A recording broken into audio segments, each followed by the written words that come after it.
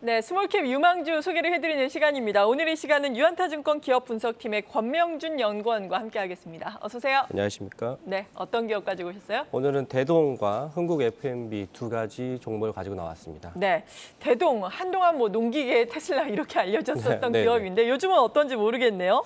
일단 대동이라는 회사는 트랙터와 경운기, 이항기 등을 만드는 농기계 기업이라고 네. 뭐 다들 알고 계실 것 같고요.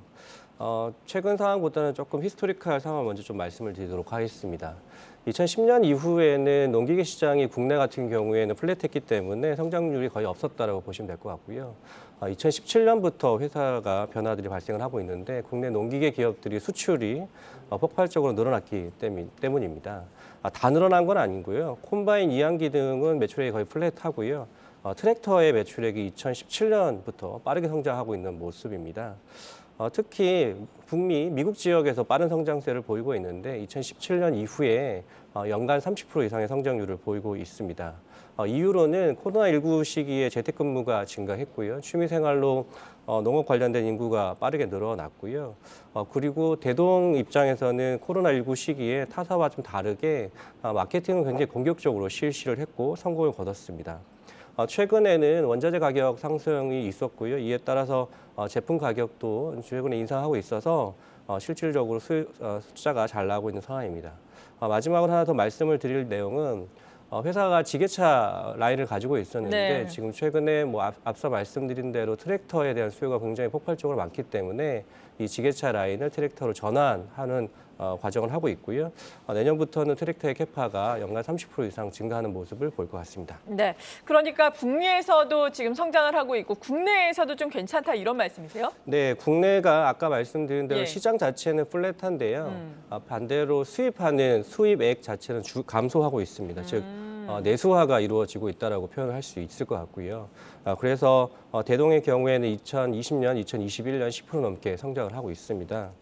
농림축산식품부에서 발표한 제9차 농업기계화 기본계획이라는 게 있습니다. 여기 내용들을 살펴보면 농기계를 스마트화하고 자율주행 단계를 상향한다라는 내용이 있는데요. 대동이 향후에 농기계 관련된 사업 비즈니스를 트랙터의 자율주행화로 잡고 있기 때문에 정부 정책과 인라인하게 가지고 있고 국내에도 성장이 이어갈 수 있겠다라고 판단을 해볼 수 있겠습니다. 네, 그렇다면은 실적 같은 경우에는 어떤가요? 실적이 그다지 요즘에는 좋지 않은 걸로 알고 있는데요. 상반기 때 굉장히 좋았고요. 네. 하반기 때는 통상적으로 특히 4분기 때 적자가 많이 발생하는 기업입니다. 이유는 국내 비중 때문인데요. 국내가 하반기로 갈수록 비수기에 접어들기 때문입니다. 그런데 올해는 조금 차별화 모습이 좀 보일 것 같습니다. 원달러 환율이 지금 최근에 빠르게 올라왔는데요. 특히 하반기 기준으로 보더라도 원달러 환율이 1,200원에서 1,400원대로 올라왔거든요.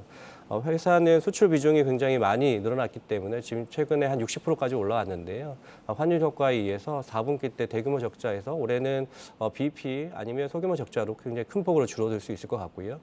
또 내년에 생각을 해보면 앞서 말씀드린 대로 캐파 증설에 대한 효과가 있기 때문에 내년에는 다시 성장하는 모습을 여러분들은 확인하실 수 있을 거로 기대하고 있습니다. 네, 그렇군요. 대동에 대해서 알아봤습니다. 두 번째 종목은 앞서서 흥국 F&B라고 소개를 해주셨죠? 네, 흥국 F&B입니다. 커피 주스, 빙수, 제빵 등의 카페 토탈 솔루션 ODM 기업이라고 보시면 될 것 같습니다. 잘 모르시는 분들이 있으시다라고 하면 스타벅스에서 망고 주스 그리고 EDI의 콜드블루 제품들을 보시면 이제 이 회사의 제품이다라고 설명을 드릴 수 있을 것 같고요. 네. 대형 프랜차이즈부터 개인 카페까지 굉장히 폭넓게 제품을 공급하고 있는 기업이다라고 말씀을 드릴 수 있을 것 같습니다. 네, 그렇군요. 딱 또 우리가 알 수 있는 포인트를 말씀해 주셨는데 이러한 부분이 지금 성장을 하고 있는 건가요? 성장 포인트로는 어떤 것들이 있을까요? 이 회사의 성장 포인트는 앞서 말씀드린 대로 전체적인 시장, 커피와 주스의 시장 성장뿐만 아니라 작년 7월 달에 인수한 회사가 있습니다. 테일러 팜스라는 회사의 지분을 75% 인수했는데요. 이 회사의 성장성을 좀 주목해서 보시면 좋을 것 같습니다. 테일러 팜스는 서양 자두인 푸른이라는 제품을 이용을 해서 만든 주스인데요. 아마도 딥워터라는 제품명을 잘 알려진 회사로 보시면 될 것 같고요. CJ 올리브영을 자주 방문하시는 고객분들이시라고 하면 손쉽게 볼 수 있는 제품입니다. 이 푸른이 식이섬유가 많아서 변비 개선 효과가 굉장히 탁월하고요. 이로 인해서 입소문이 나서 굉장히 빠르게 성장하고 있는 제품입니다. 특별한 마케팅 없이 지금 현재 성장을 하고 있고요. 2020년, 2021년 CJ 올리브영에서 트렌드 어워드 상을 수상을 했을 정도로 굉장히 히트 제품이고 2017년도에 매출액이 한 100억 정도였는데 작년엔 200억 정도까지 올라와 있습니다. 이익률도 굉장히 빠르게 올라오고 있고요. 자회사 성장에 대한 기대감 그리고 향후에 추가적으로 성장이 이루어졌을 때는 IPO에 대한 또 기대감도 이 회사는 보유하고 있다라고 판단을 할 수 있을 것 같습니다. 마지막으로 이 회사가 추가적으로 성장을 하기 위해서 해외 진출을 지속적으로 트라이하고 있고요. 현재는 중국을 타겟으로 제품 개발 현재 진행을 하고 있고요. 내년 정도가 되면 가시적인 성과를 좀 기대해 볼 수 있겠다라고 판단할 수 있겠습니다. 네, 그렇군요. 딥워터 콤부차, 딥워터 커피 이렇게 말씀을 해주셨는데 앞서서 그래도 또 주력 제품이 커피 그리고 또 주스라고 말씀을 해주셨잖아요. 망고 주스도 얘기를 해주셨는데 네네. 이 부분도 계속해서 성장이 되고 있는 건가요? 네, 커피와 주스를 조금 분할해서 예. 설명을 좀 드리면 커피는 코로나19 이후에 생각을 해보시면 디카페인 커피도 많이 드실 거고요. 그다음에 콜드블루 제품도 많이 보시고 그리고 특이한 재료들이 뭐 팥이나 밀크, 크림 등이 포함이 되어 있는 특이한 재료가 포함이 되어 있는 커피가 많이 팔리고 있습니다. 확산이 되고 있는 거죠.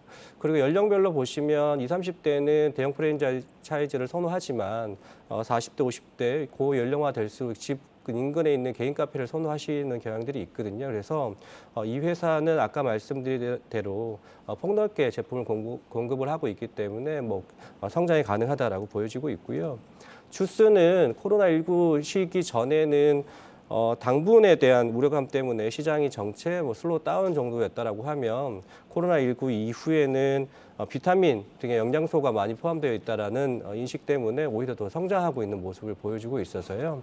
본업인 커피와 주스에서도 역시 마찬가지로 성장을 할 수 있는 체력을 가지고 있다라고 표현할 수 있겠습니다. 네, 지금 두 회사 모두 유한타증권에서 나온 리포트를 보니까 투자 의견은 따로 제시를 하지 않으셨는데 네. 그래도 또 지금 많이 주가가 또 하향 조정된 국면이니까 네. 저가 매수 관점에서 충분히 접근 가능하다 이런 의견이신 거죠? 맞습니다. 대동 같은 경우에 상반기 때 굉장히 주가 많이 올라왔는데 고점 대비해서 거의 한 50% 정도 주가가 좀 떨어져 있는 상황이고요. 네. 앞서 말씀드린 대로 연말의 환율 효과 그리고 연초에는 캐펙스 투자 효과 이 등을 좀 기대해 볼 수 있을 것 같고요. 한국 F&B는 음식료 업체들이 최근에 경기가 안 좋았을 때 필수 소비재 기업들은 주가들이 박스권 정도에서 계속 횡보하고 있는 모습을 보여주고 있는데 한국 F&B는 오히려 하락을 많이 했던 모습을 보여주고 있습니다. 반대로 실적을 확인하시게 되면 오히려 좀 더 빠른 속도로 주가 반등이 나오지 않을까라고 기대해 볼 수 있겠습니다. 네, 지금까지 유한타증권 기업분석팀의 권명준 연구원이었습니다. 고맙습니다. 고맙습니다.